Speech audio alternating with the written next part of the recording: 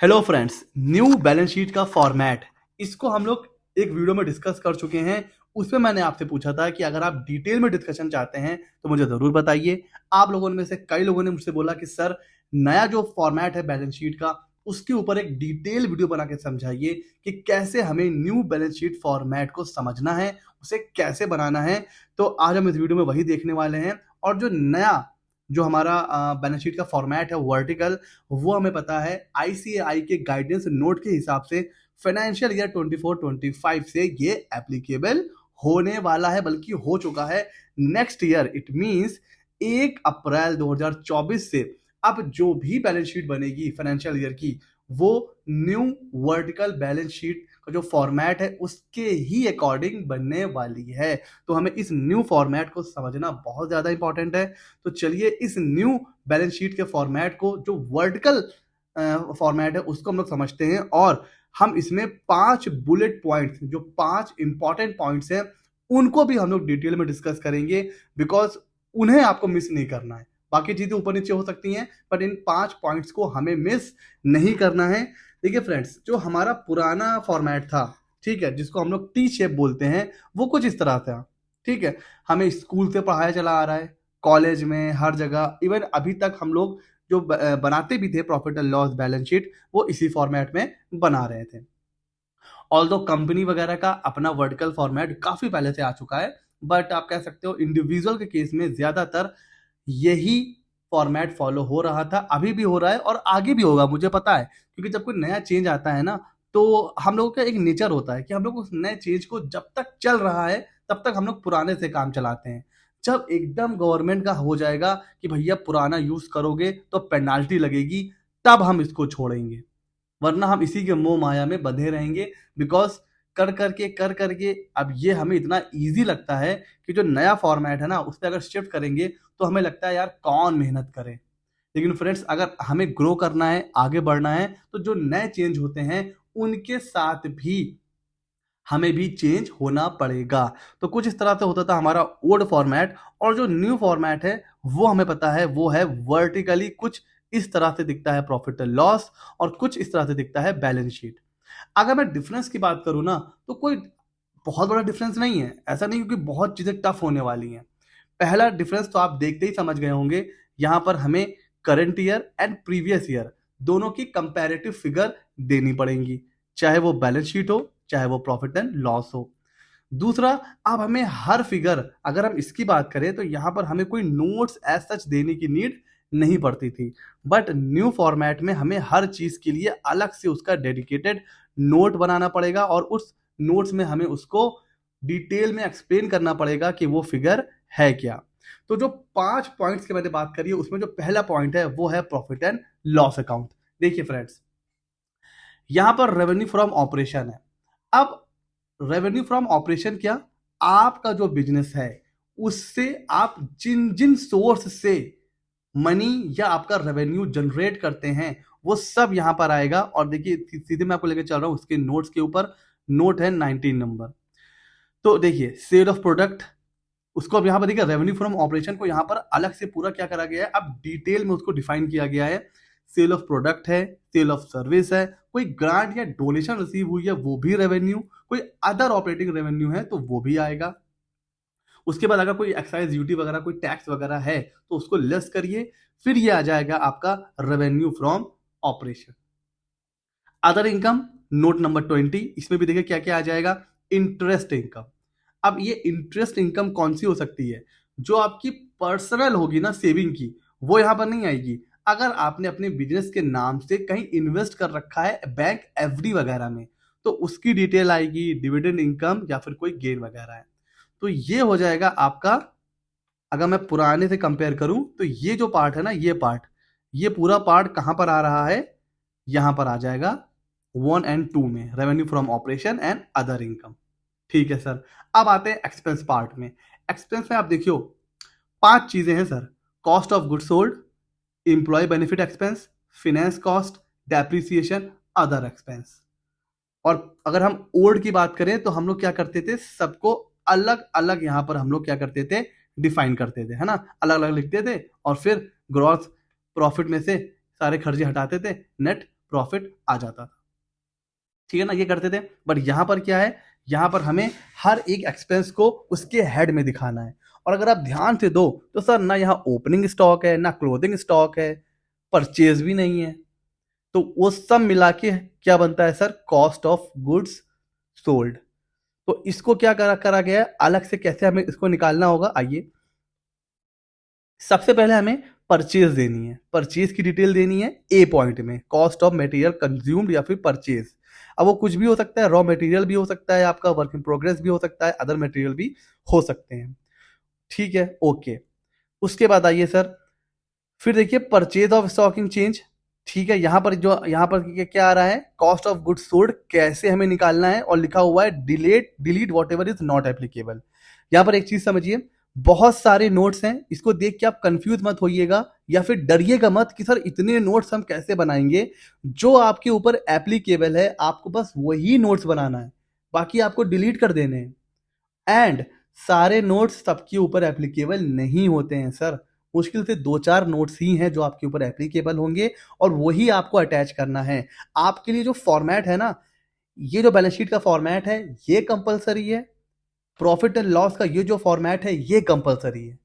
Notes compulsory नहीं है, notes आप अपने हिसाब से चेंज कर सकते हैं, जो आपके ऊपर एप्लीकेबल है वो रखिए, बाकी आप डिलीट कर सकते हैं। ठीक हो गया जी। अच्छा सर, अब नीचे आइए। तो परचेज हमने ए में लिख दी, जो भी कंज्यूम करा हुआ है, जो भी परचेज है।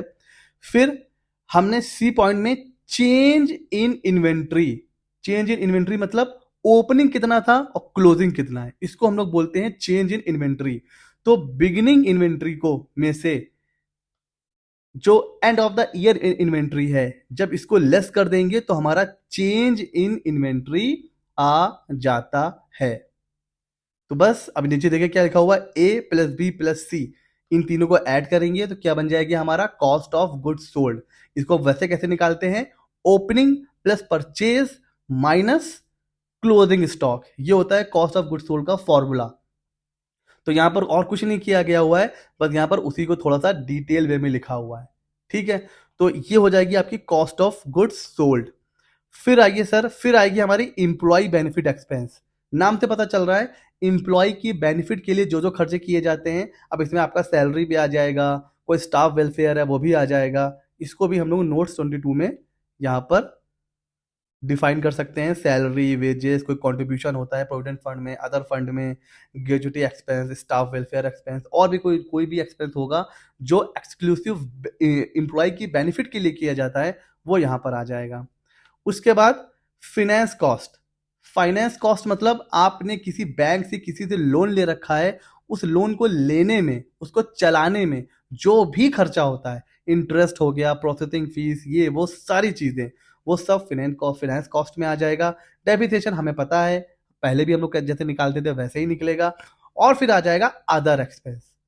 तो जैसे ओल्ड में हम लोग सब कुछ यही लिख देते थे, तो न्यू फॉर्मेट में सामने ना लिख करके अदर एक्सपेंस का एक नोट बन जाएगा, और उस नोट्स में जाके जितने भी आपके खर्चे हैं वो आप यहां पर लिख सकते हो, जो एप्लीकेबल है वो लिखिए, बाकी डिलीट कर सकते हैं। तो इस तरह से बन जाएगा हमारा प्रॉफिट एंड लॉस अकाउंट। कुछ नहीं करना है, पहले क्या था, टी शेप में था, अब उसको कन्वर्ट करके क्या कर दिया है, वर्टिकल कर दिया है, खत्म, बहुत ईजी है। फिर आ जाइए बैलेंस शीट में। बैलेंस शीट में भी देखिए, ओनर फंड मतलब क्या, कैपिटल अकाउंट। ओनर फंड मतलब कैपिटल अकाउंट, और जो रिजर्व होता है, जैसे अगर हम लोग बात करें ओल्ड में, तो ये कुछ हमारी बैलेंस शीट होती थी। तो इस बैलेंस शीट में ये जो पार्ट होता है ये कहलाता है ओनर्स फंड। सेम चीज अगर मैं बात करूं तो वो यहां पर आ जाएगा। ठीक है, उसके बाद देखिए non current liabilities, current liabilities. उसके बाद नीचे आते चले जाते हैं एसेट में, non current asset and current asset. अब मुझे बताइए इसमें कुछ भी अलग है, कुछ भी अलग नहीं है, बस ये वर्टिकल हो गया है। लेकिन लेकिन लेकिन यहां पर हमें क्या समझना है उसके बारे में बात करिए। ये है पॉइंट नंबर 3। अभी रिसेंट में एक चेंज हुआ है एमएसएमई एक्ट में, जिसको लेकर बहुत ज्यादा हंगामा भी हुआ था। कोई बता सकता है? अगर किसी को पता है कमेंट सेक्शन में अभी वीडियो पॉज करिए और मुझे बताइए। वो चेंज ये था 45 डेज के अंदर हमें एमएसएमई का पेमेंट करना है, नहीं करेंगे डिसअलाउ हो जाएगा। तो वही चीज यहां पर अब अलग अलग डिफाइन करनी है, अलग अलग उसको प्रेजेंट करना है। ट्रेड पेबल, सन्ड्री क्रेडिटर्स, पहले हम लोग एक फिगर देते थे पुराने फॉर्मेट में, यहां पर बाइफरकेट करके बताना है total outstanding dues of MSME and total outstanding dues of other than MSME. It means अब क्रेडिटर्स दो पार्ट में डिवाइड हो जाएंगे, MSME and other than MSME. ठीक हो गया जी। अच्छा सर, पॉइंट नंबर 4 की तरफ बढ़ते हैं। देखिए बहुत बड़ी गलती हम लोग क्या करते थे, अगर मैं यहां पर लेके चलूं तो ये देखिए, आज भी बहुत सी बैलेंस शीट बनती है जिसमें फिक्स्ड एसेट लिखा होता है। फिक्स्ड एसेट वर्ड अब कहीं एग्जिस्ट ही नहीं करता है, ये चेंज हो चुका है सर।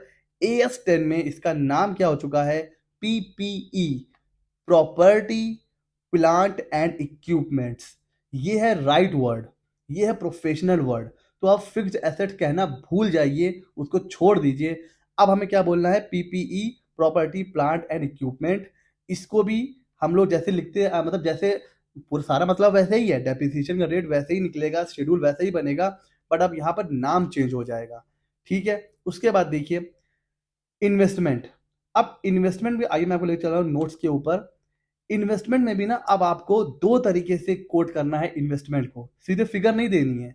एक देना है कोटेड इन्वेस्टमेंट और एक दूसरा देना है अनकोटेड। सर क्या मतलब है?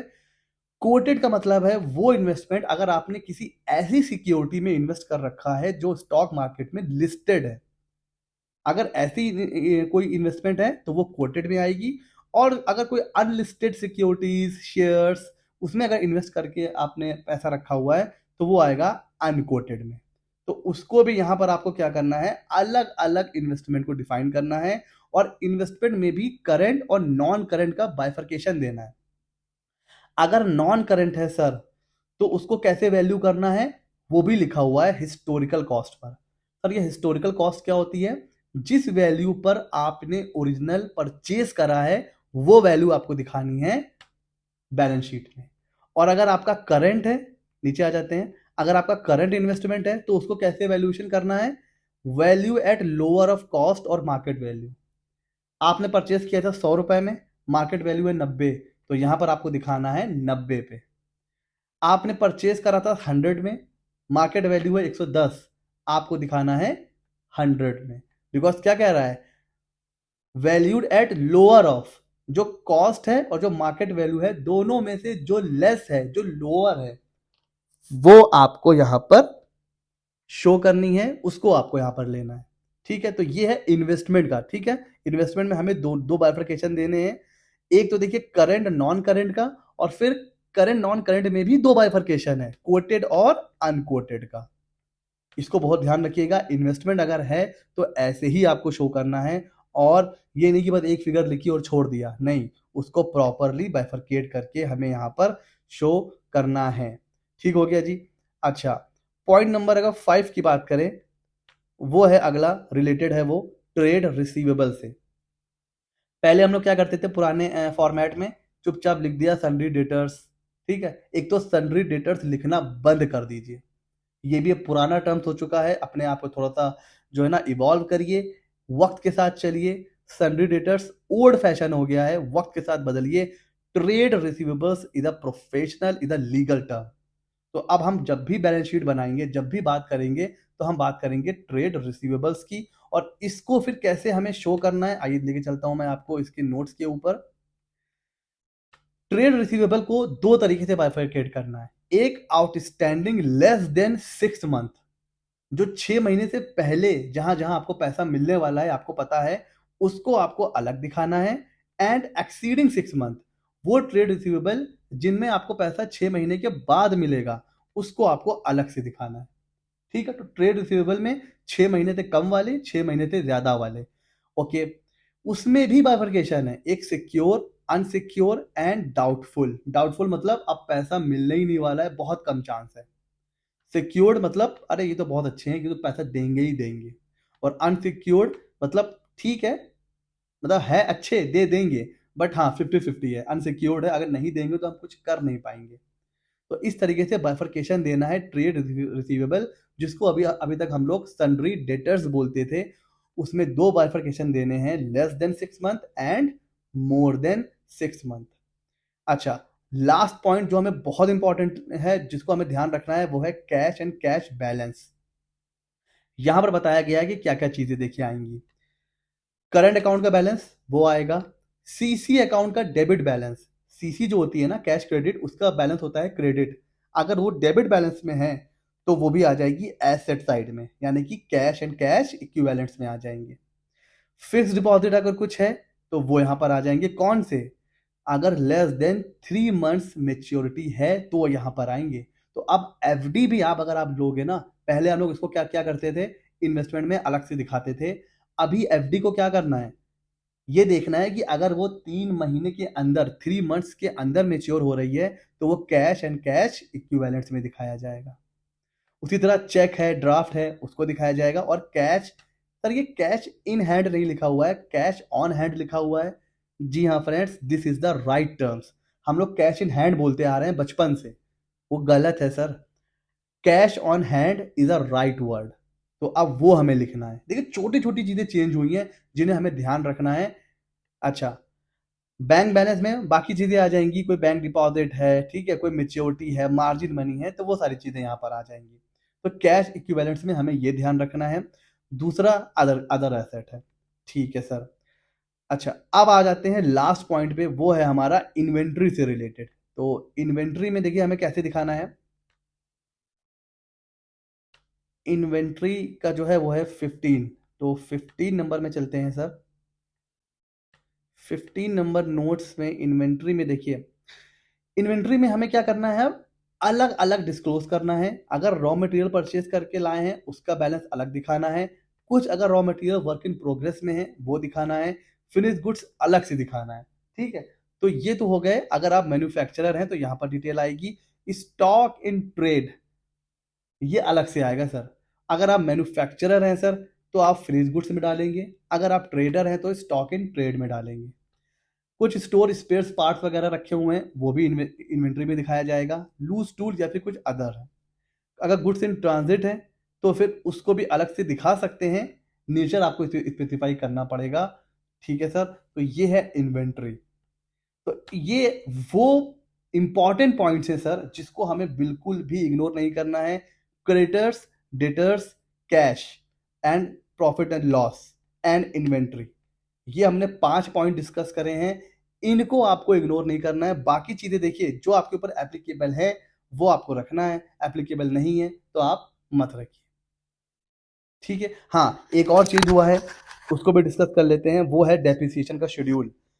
थोड़ा सा कॉम्प्लेक्स है, ध्यान से समझिएगा, समझ में आ जाएगा। देखिए अभी तक डेप्रिसिएशन हम लोग कैसे बनाते थे भैया, डेप्रिसिएशन ओपनिंग, एडिशन, कुछ अगर हमने बेचा है, सेल करी है तो वो, और डेप्रिसिएशन लेस करते थे, क्लोजिंग आ जाता था।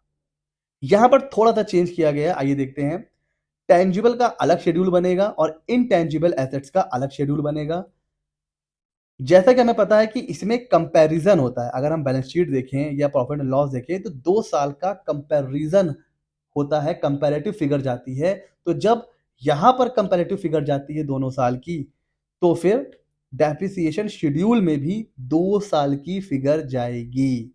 तो पहले देखिए, लेट सपोज हम लोग बना रहे हैं 31 मार्च 22 का, ठीक है, जो फॉर्मेट में वही ले लेते हैं, एंड 21।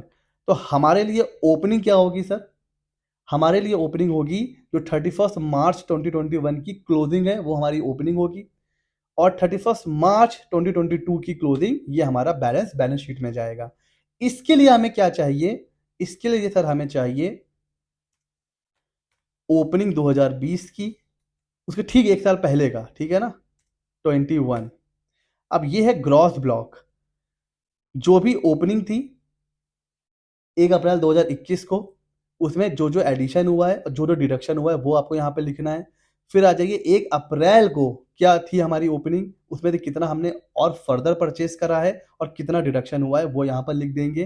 तो हमें क्या मिल जाएगा, हमें ग्रॉस वैल्यू मिल जाएगी। ग्रॉस वैल्यू मिल जाएगी कब की, 31 मार्च 2021 की एंड 31 मार्च 2022 की, 31 मार्च 2022 की मिल जाएगी और 31 मार्च 2021 की मिल जाएगी। क्या अभी जो क्लोजिंग आ रही है ना, ये ग्रॉस आ रही है, ग्रॉस, इसमें अभी डेप्रिसिएशन लेस नहीं हुआ है।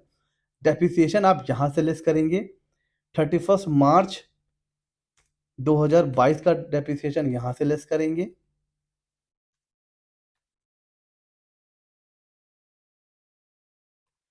ठीक है।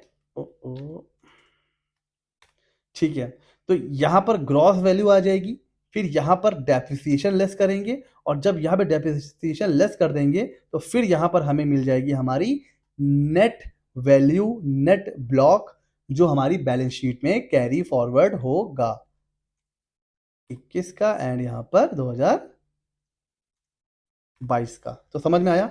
सबसे पहले हम ग्रॉस ब्लॉक बनाएंगे। ग्रॉस ग्रॉस में हम लोग क्या करेंगे, जितने में हमने खरीदा था, डेप्रिसिएशन को भूल जाइए, हमने 2 साल पहले, 1 साल पहले जब भी खरीदा था, जितना ओरिजिनल कॉस्ट थी वो लिखेंगे, फिर जितना हमने परचेस करा है वो लिखेंगे, जितना सेल करा है वो हटा देंगे। तो ये ग्रॉस वैल्यू आ गई, डेप्रिसिएशन छोड़ दीजिए। फिर डेप्रिसिएशन भी ऐसे ही करेंगे, ओपनिंग डेप्रिसिएशन, क्लोजिंग डेप्रिसिएशन निकालेंगे, जो भी होता है, तो हमारे पास डेप्रिसिएशन की फिगर आ जाएगी। अब ग्रॉस में से, ग्रॉस ब्लॉक में से जैसे ही डेप्रिसिएशन हटाएंगे तो हमारे पास नेट ब्लॉक बच जाएगा और ये फिगर जाएगी बैलेंस शीट में। और इसको हम लोगों को अलग अलग दिखाना है, एसेट वाइज, लैंड अलग, बिल्डिंग अलग, प्लांट अलग, ऑफिस इक्विपमेंट अलग, फर्नीचर अलग, व्हीकल अलग, और अगर यहां भी कवर नहीं हो रहे हैं, कुछ अदर है, तो वो अलग। तो ये डेप्रिसिएशन का शेड्यूल है, थोड़ा सा कॉम्प्लेक्स है, इसको अगर आप समझेंगे तो आराम से समझ में आ जाएगा। एंड हाँ, फिर क्वेश्चन आता है कि सर अगर हम इस तरह ना बना के अगर हम पुराने फॉर्मेट में बना दें तो क्या काम चल जाएगा? तो यस, काम चल जाएगा, ऑल्दो वो एएस के हिसाब से नहीं होगा, बट हाँ, अगर आपके क्लाइंट्स हैं, आप वैसे बनाना चाहते हो तो आप बना सकते हो। बट इस फॉर्मेट, ये जो फॉर्मेट है प्रॉफिट एंड लॉस का और बैलेंस शीट का, इसमें आप हेर फेर नहीं कर सकते हैं, इसको आप चेंज नहीं कर सकते हैं। नोट्स को आप अपने हिसाब से चेंज कर सकते हैं, जो नोट्स आपके ऊपर एप्लीकेबल है उसको आप रखिए, बाकी डिलीट कर दीजिए। पर ध्यान रखिए, जो भी नोट्स बनाएंगे उसमें कंपैरेटिव फिगर आएगी ही आएगी, सिंगल फिगर मत दिखाइएगा, कंपैरेटिव फिगर आएगी। हमें सिर्फ बैलेंस शीट और प्रॉफिट एंड लॉस का जो फॉर्मेट है वो लेना है, वो कंपलसरी है। Notes is a part of profit and loss and balance sheet, वो कंपलसरी नहीं है, वो आप अपने हिसाब से चेंज कर सकते हो। तो आई होप नए फॉर्मेट को लेकर जितने कंफ्यूजन थे हमने लगभग सब डिस्कस कर लिया, जो इंपॉर्टेंट पॉइंट्स थे वो हमने डिस्कस कर लिए। कैसा लगा ये वीडियो हमें ज़रूर बताइएगा, बहुत इंपॉर्टेंट है फ्रेंड्स।